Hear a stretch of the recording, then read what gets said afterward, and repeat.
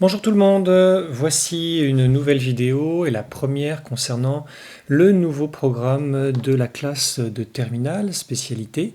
Cette vidéo appartient au premier thème, donc constitution et transformation de la matière. Commencer par réfléchir aux méthodes qui nous permettent d'analyser, de déterminer la composition d'un système chimique par des méthodes physiques ou chimiques. Alors le premier chapitre va s'intéresser plus particulièrement aux méthodes physiques et parmi les différentes méthodes à notre disposition, eh bien, il y a la mesure d'un pH, soit par un papier pH, soit par un pH mètre. Et donc comment à partir de cette mesure, donc, qui est une méthode physique, va-t-on pouvoir déterminer la composition d'un système chimique?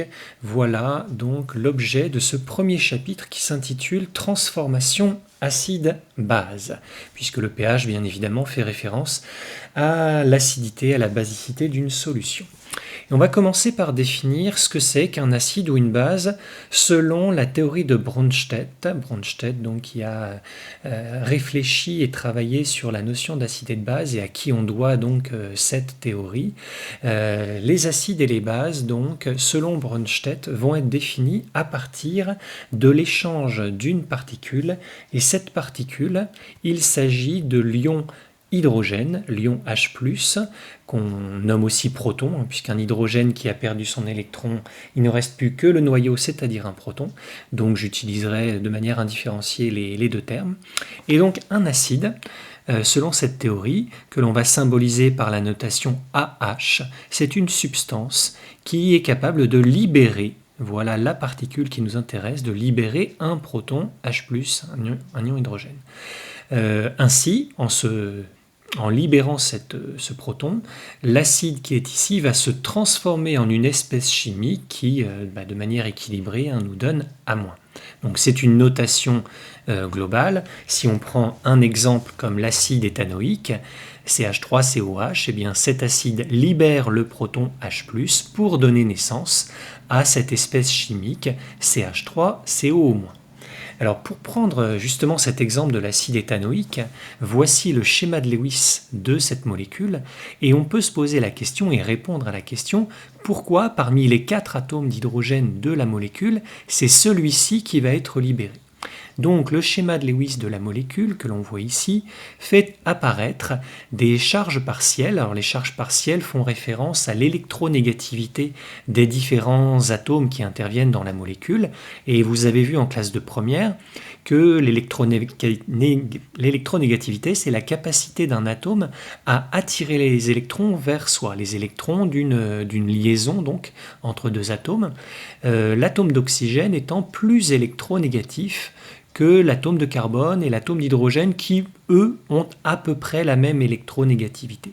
Donc si on prend les électrons qui constituent les liaisons carbone-oxygène, par exemple, que ce soit ici ou ici, eh bien les électrons des doublés liants sont plus proches de l'atome d'oxygène que de l'atome de carbone. Comme les électrons sont chargés négativement, eh bien les atomes d'oxygène portent une charge négative.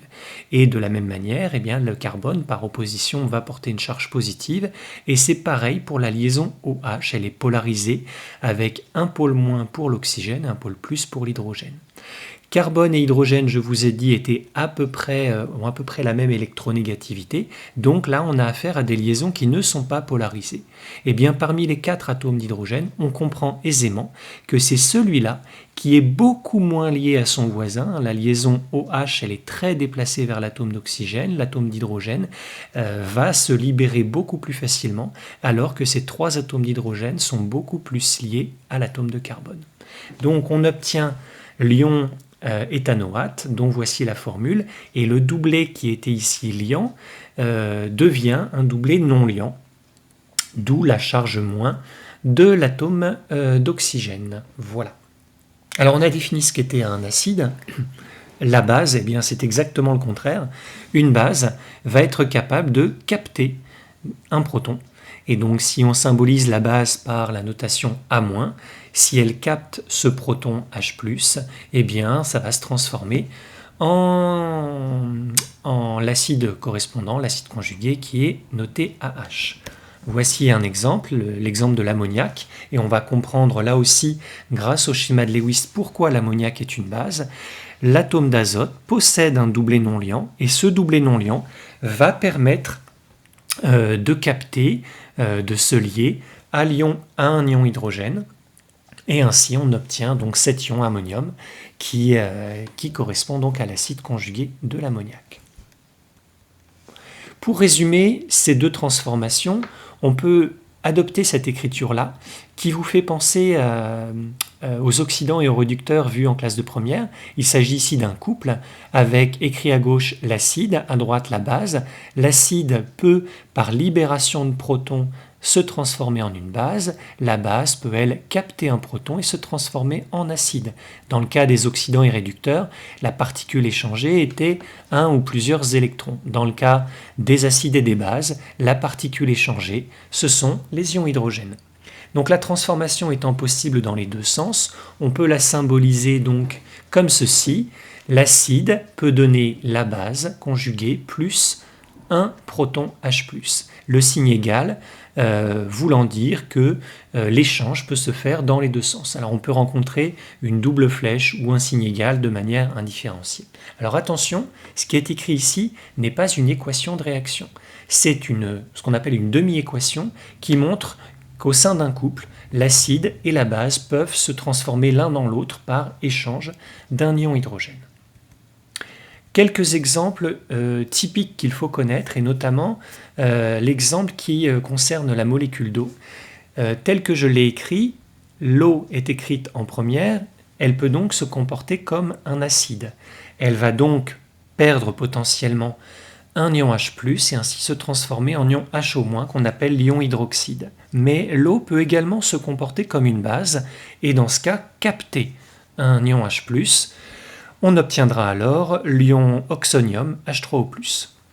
Cette molécule d'eau a une double particularité, acide et base. Alors ce n'est pas la seule, il y a d'autres espèces chimiques qui ont cette particularité. On l'appellera dans ce cas une espèce amphotère. Autre espèce chimique fréquemment rencontrée dans les exercices, il s'agit du dioxyde de carbone en solution. Avec la notation CO2H2O, on voit bien que la molécule de dioxyde de carbone est dissoute. On peut aussi adopter la notation H2CO4 pour globaliser un petit peu tous les atomes. Cette molécule de dioxyde de carbone dans l'eau s'appelle l'acide carbonique, et comme son nom l'indique, c'est un acide. Et cet acide peut donc libérer un proton H+, pour donner naissance à l'ion hydrogénocarbonate HCO3. Donc voilà quelques exemples assez célèbres. Je vous ai dit juste avant donc, que la demi-équation n'était pas une équation de réaction, parce que pour avoir affaire à une réaction acido-basique, eh bien, il faut qu'il y ait deux couples. Un acide est une espèce chimique qui est susceptible de libérer un proton, donc si un acide réagit, il perd un proton et va se transformer en sa base conjuguée. Mais le proton qui a été perdu, libéré par l'acide numéro 1, ne va pas comme ça rester dans la nature, il va être capté par une base, puisqu'une base est capable de capter un proton, et cette base numéro 2, appartenant à un deuxième couple, en captant ce proton, va se transformer en son acide conjugué. Donc, quelle que soit la réaction acido-basique, elle met toujours en jeu deux couples. L'acide d'un couple réagit avec la base d'un autre couple. Un exemple pour illustrer ça, l'acide sulfurique va donc perdre un proton H+ pour donner HSO4-. Ce proton est capté par la molécule d'éthanamine et ça va ainsi donner CH3NH3+. Autre exemple, l'acide éthanoïque est capable de réagir avec l'eau. L'acide éthanoïque, évidemment, est un acide et l'eau, dans ces conditions-là, puisqu'elle est au contact d'un acide, va se comporter comme une base. L'acide éthanoïque libère le proton, ce proton est capté par la molécule d'eau, voici les produits de la transformation. Contrairement à l'exemple numéro 1, où vous voyez, il y a une simple flèche qui signifie que les réactifs se transforment en produits, et donc ça fait appel à une transformation dite totale. Le deuxième exemple va être symbolisé par cette double flèche qui signifie que les deux réactifs ici se transforment en deux produits. Ces deux produits ont la capacité de réagir ensemble, donc de se transformer, enfin de donner des réactifs qui vont donc se transformer en ces deux espèces-là. Il y a deux réactions qui s'opposent, qui vont permettre d'aboutir à un état d'équilibre à un certain moment, et ça a comme conséquence que ces deux réactifs-là, l'un de ces deux réactifs, le réactif limitant, ne pourra jamais totalement disparaître. Il s'agit d'une réaction qui n'est pas totale, on dit qu'elle est limitée. Donc voilà comment on différencie une réaction totale d'une réaction limitée.